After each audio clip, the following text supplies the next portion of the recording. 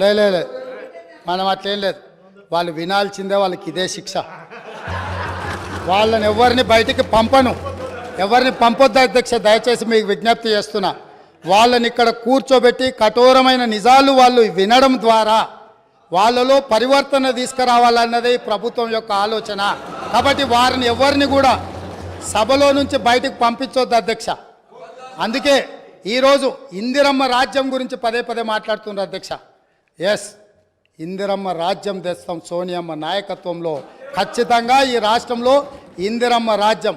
ఇందిరమ్మ రాజ్యం అంటే పేదలకు ఇందిరమ్మ ఇండ్లు ఇస్తాం, భూమి లేని దళితుల గిరిజనులకు అసైన్మెంట్ భూములు ఇస్తాం, పోడు భూముల పట్టాలు ఇస్తాం, పేదలు చదువుకునే విద్యార్థులకు ఫీజు రియంబర్స్మెంట్ ఇస్తాం, వైద్యం అందించలేని నిరుపేదలకు ప్రాణాలు పోతుంటే కుటుంబ సభ్యులుగా ఆదరించి రాజీవ్ ఆరోగ్యశ్రీ పథకాన్ని అందుబాటులోకి తీసుకొస్తాం.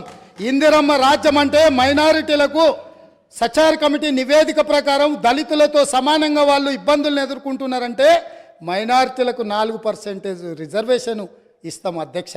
ఇందిరమ్మ రాజ్యం అంటే ఈ సమాజంలో ఉన్న ప్రతి ఒక్కరి యొక్క హక్కులను కాపాడుతాం. ఇందిరమ్మ రాజ్యంలో మహిళలకు మహాలక్ష్మి ద్వారా 2500 రూపాయలు వాళ్ళ ఖాతాలో వేస్తాం. 500 రూపాయలకే సిలిండర్ వాళ్ళకి ఇస్తాం. అదేవిధంగా ఇందిరమ్మ రాజ్యంలో వాళ్లకు ఉచితంగా బస్సులో ప్రయాణం చేసే అవకాశాన్ని కల్పిస్తాం. ఇంకా చాలా విషయాలు ఇందిరమ్మ రాజ్యం గురించి చెప్పాల్సినవి ఉన్నాయి, అవి చివరిలో చెప్తా అధ్యక్ష. ఈరోజు కేటీఆర్ గారు మాట్లాడుతూ ఈ గవర్నర్ గారి ప్రసంగం వినేటప్పుడు నాకు సిగ్గైంది వినడానికి అని అన్నారు. నిజంగానే వారు సిగ్గుపడాలి. ఎందుకు అని అంటే నిజంగానే చాలా విషయాలు మేము అందులో ప్రస్తావించుంటే వారు సిగ్గుపడి తల దించుకునేవాళ్ళు. మేము ఎందుకంటే ఇప్పుడే ఎందుకు అన్ని నిజాలు కఠోరమైన సత్యాలను మొదటి సభలోనే ఎందుకు, ఇంకా సుదీర్ఘంగా చర్చ జరగాలి, ఈ చర్చల ద్వారా ప్రజలకు తెలవాలని కొన్ని విషయాలు గవర్నర్ గారి ప్రసంగంలో పొందుపరచలేదు. కాకపోతే వారు ప్రస్తావించను కాబట్టి నాకు చెప్పక తప్పదు అధ్యక్ష. నన్ను కంపెల్ చేసిండు వారు ఈ రోజే ప్రస్తావించేటట్టు. నేను ఒక్క మాట మీ ద్వారా అడగదలుచుకున్నాను అధ్యక్ష. ఈ రాష్ట్రంలో జరుగుతున్న ఇసుక దోపిడీలో వాళ్ళ పాత్ర లేదా?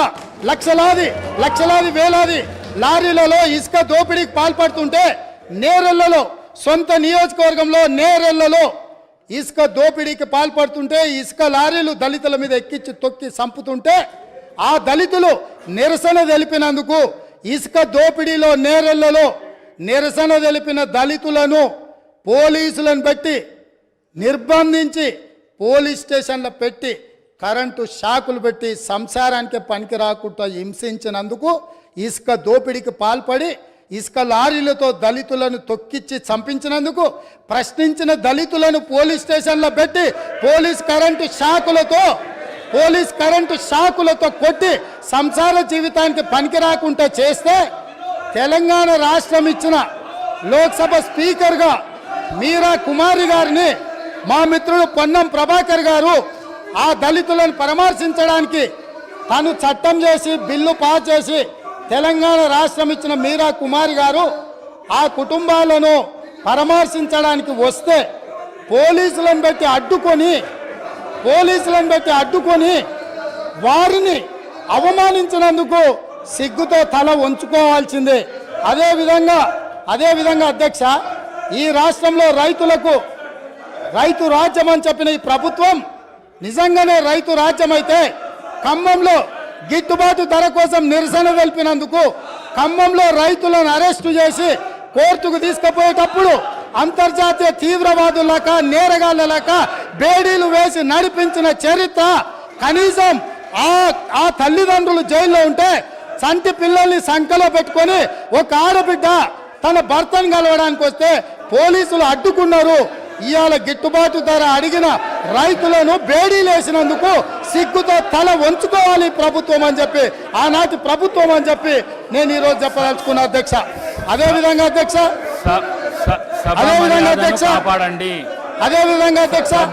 Telangana public service commission leader house మీకు అవకాశం ఇస్తాం మాట్లాడుదురు. మీరు వెళ్ళకు రాకండి. మీకు అవకాశం ఇస్తాం మాట్లాడుదురు. మీకు అవకాశం ఇస్తాం మాట్లాడుదురు. సభ గౌరవాన్ని కాపాడండి. సభ గౌరవాన్ని కాపాడండి.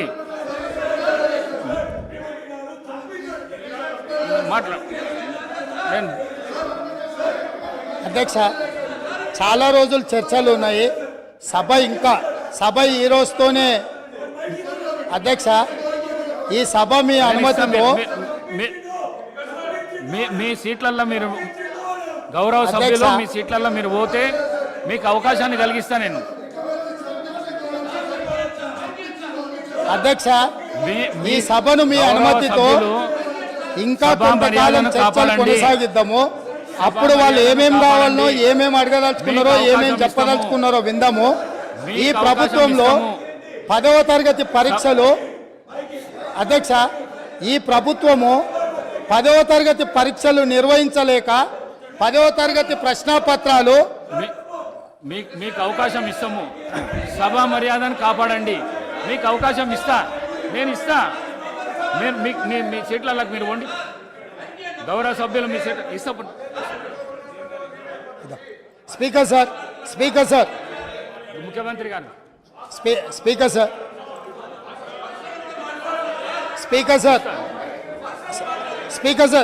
సార్ మీరు అనుమతిస్తే వాళ్ళకు మైక్ ఇస్తే నాకేం అభ్యంతరం లేదు. మీరు అనుమతి ఇచ్చి ప్రజాస్వామ్యంలో వాళ్ళు ఏం చెప్పదలుచుకున్నో చెప్పుకునే అవకాశం ఒకవేళ మీరు ఇవ్వదలుచుకుంటే నాకేం అభ్యంతరం లేదు అధ్యక్ష.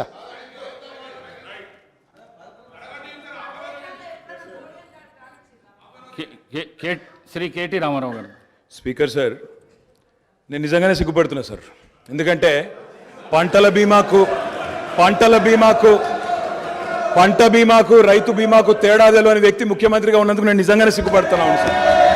పంట బీమాకు రైతు బీమాకు తేడా తెలియని వ్యక్తి మీ గొప్ప నాయకుడు, గొప్ప ముఖ్యమంత్రి. అధ్యక్ష, నేను ఒకటే మాట అంటా ఉన్నా అధ్యక్ష, వారు పర్సనల్గా చాలా దారుణంగా ఒక ముఖ్యమంత్రిలాగా కాకుండా ఏదో పిసిసి అధ్యక్ష పదవుల్లో అక్కడ గాంధీ భవన్లో కూర్చుని ఒక ప్రెస్ మీట్లో మాట్లాడినట్టు స్వీపింగ్ రిమార్క్స్. అధ్యక్ష, ఇవాళ ఆయన ఒక గౌరవమైన రాజ్యాంగబద్ధమైన పదవిలో ఉన్నారు.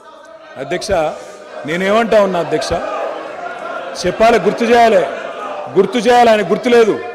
నేనేమంటున్నా అధ్యక్ష, నేరెళ్లలో ఏదో జరిగింది, శాండ్ మాఫియా అని ఇష్టం వచ్చినట్టు మాట్లాడుతున్నారు. నేను ఒకటే అడుగుతున్నా అధ్యక్ష, 2004 నుంచి 14 వరకు శాండ్ మీద ఈ రాష్ట్రంలో, ఆంధ్రప్రదేశ్ రాష్ట్రంలో, తెలంగాణ ప్రాంతంలో వచ్చిన ఆదాయం, మొత్తం రాష్ట్రానికి సమకూరిన ఆదాయం 39.5 కోట్లు అధ్యక్ష. అంటే సంవత్సరానికి 4 కోట్ల ఆదాయం కూడా రాలే. అదే 2014 నుంచి 2023 వరకు అధ్యక్ష, ఈ రాష్ట్రానికి శాండ్ మీద వచ్చిన ఆదాయం 5,000 కోట్ల పైచిలకు అధ్యక్ష. 4 కోట్లు కూడా ఆదాయం లేని నాడు శాండ్ మాఫియా అవ్వలేదు సార్. కాంగ్రెస్ పార్టీదా? కాంగ్రెస్ పార్టీల జేబులు, నాయకుల జేబులు నిండినాయా? ఎవరి జేబులు నిండినాయండి? ఆనాడు శాండ్ ఆదాయం ఎక్కడ పోయింది అధ్యక్ష? ఇంకోటి, నేరెళ్లలో ఎవరో తొక్కిచ్చారు, ఎక్కిచ్చారు అధ్యక్ష. ఇదే పాత చింతకాయ పచ్చడి లాంటి మాటలు స్వయంగా ఈరోజు కాదు అధ్యక్ష, వాళ్ళు ప్రతిపక్షంలో ఉన్నప్పుడు కూడా చెప్పినారు. ఇది 2018కి ముందు చెప్పినరు, తర్వాత చెప్పినరు. ఆయన చెప్పిన నేరెళ్లలో కూడా మా పార్టీకి అభ్యర్థిగా నాకే మెజారిటీ ఇచ్చి ప్రజలు మళ్ళొక్కసారి బ్రహ్మాండంగా గెలిపించి వాపసు పంపినారు అధ్యక్ష.